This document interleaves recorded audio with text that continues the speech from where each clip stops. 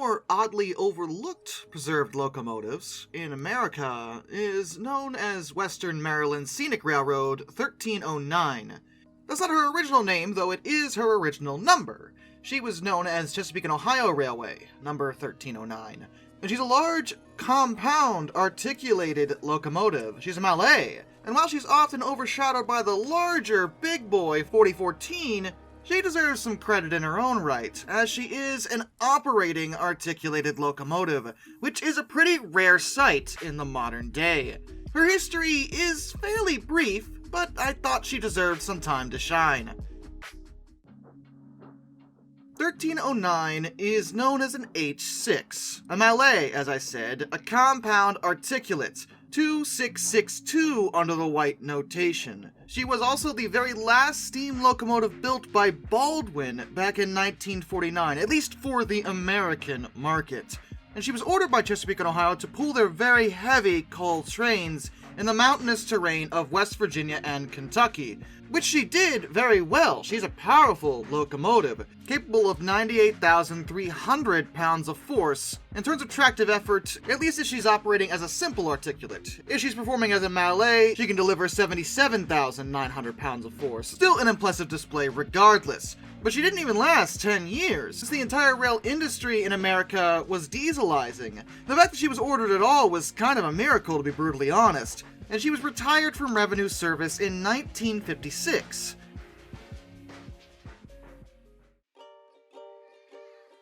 But she wasn't scrapped, unlike all but a single one of her sisters. Her immediate sibling, 1308, is on static display at the Colas P. Huntington Railroad Historical Society. 1309 was shoved inside a roundhouse at Peach Creek, West Virginia, and just kinda left there.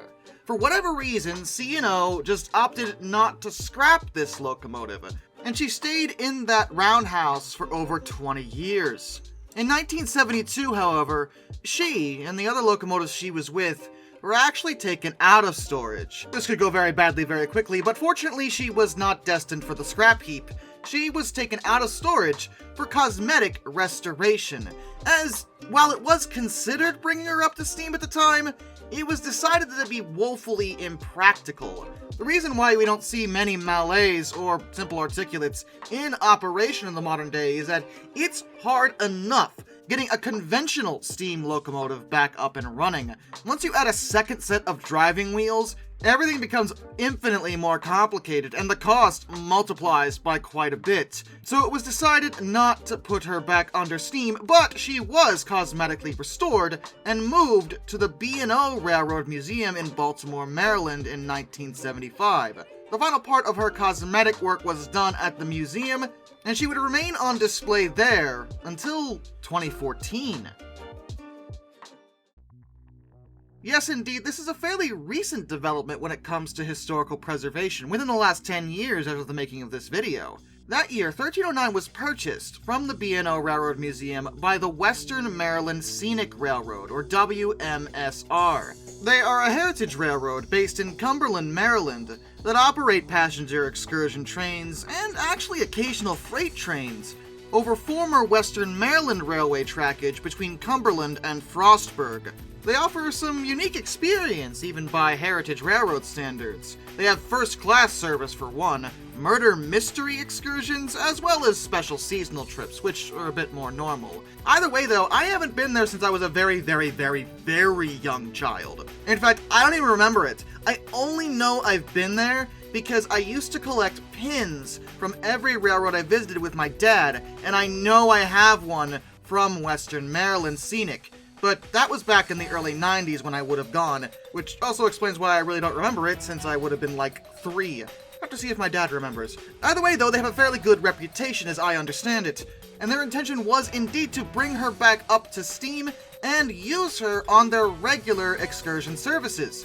They started work in July of 2014, and this was a big project as it included returning all parts to meet or exceed original specifications. The railroad was shooting to actually make her a little bit better than she had been before. She and her tender were entirely disassembled and then rebuilt using new parts where, well, they had to. Her cab and the floors were among the pieces that needed to be replaced, but that's not entirely unusual for that to happen. By early January 2017, the railroad explained that the reassembly process at the shop in Ridgely, West Virginia, would actually begin that month, and announced that the inaugural trip for her would be on July 1st, 2017, and they began selling tickets for that excursion. However, due to funding issues, that schedule wasn't met. Like, at all, frankly. This is about to get a bit messed up. They had spent about $800,000, but needed a matching grant of $400,000 from the state of Maryland to continue work. And in August of 2017, planned operation in November was again delayed until 2018, after they found corrosion on her axles that required additional work. And I don't want to throw too much shade at WMSR, but I just feel like this is the kind of thing you want to double check before you start scheduling trips and selling tickets. I mean, if it were me, I would actually wait until her first test run before I schedule her inaugural trip.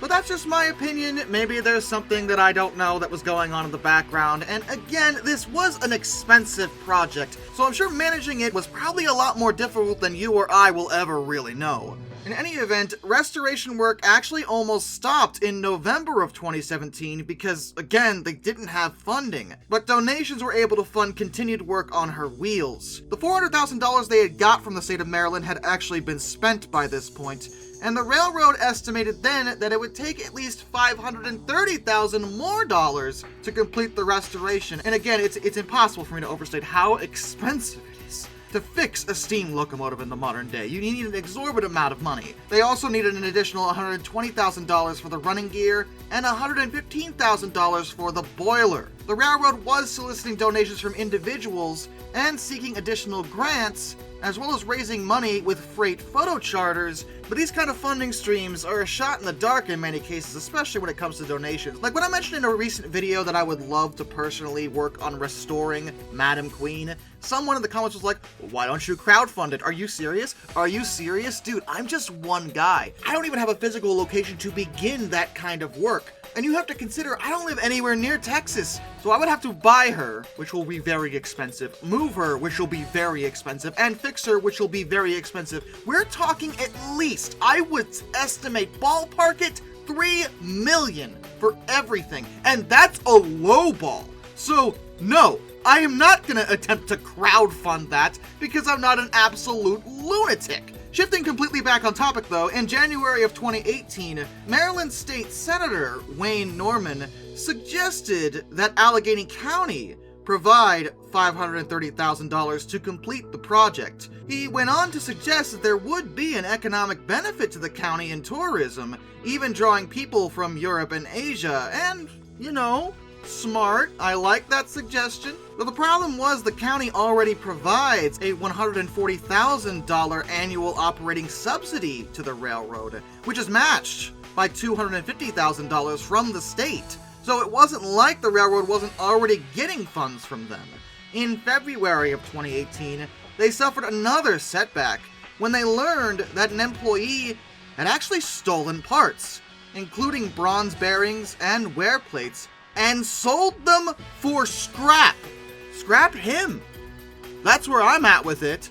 The thefts were discovered by the Allegheny County Sheriff's Office after the scrapyard, to their credit, reported it. Those stolen parts included 12 original crown brasses and 12 hub liners. And while the scrapyard reporting it meant that they could get the parts back, the problem was that the idiot had damaged them when he removed them, so they had to be remade. And yes, formal charges were filed against that employee. Justly so. But in June of 2018, good news for once, her boiler passed a hydrostatic test, something that is required by the Federal Railroad Administration. She was pressurized to 25% above her maximum operating pressure of 210 pounds per square inch, and she was fine. Stationary test firings to check for leaks occurred several months later, And as of mid-2018, the cost of the restoration had reached $1.8 million. Do you see? Do you see how expensive this is? Do you see what happens? That also included a total of $800,000 provided by the state of Maryland. And the Western Maryland Scenic General Manager estimated the final cost would be $2.4 million. In September of 2019, the project was again halted. How many times have I said that now? Due to lack of funds, shortly after the front drivers were attached to the engine, the railroad explained that they would no longer make estimates of when the restoration would be complete, which, personally, I would have stopped that well before then, but, good call. And by that point, the total had reached $2.8 million, more than the general manager's estimate in 2018. In February of 2020, the railroad opted to start a new crowdfunding campaign to raise $390,000 to actually finish the restoration this time. The organizers claimed that if they received the money, they could actually finish her in 6 months.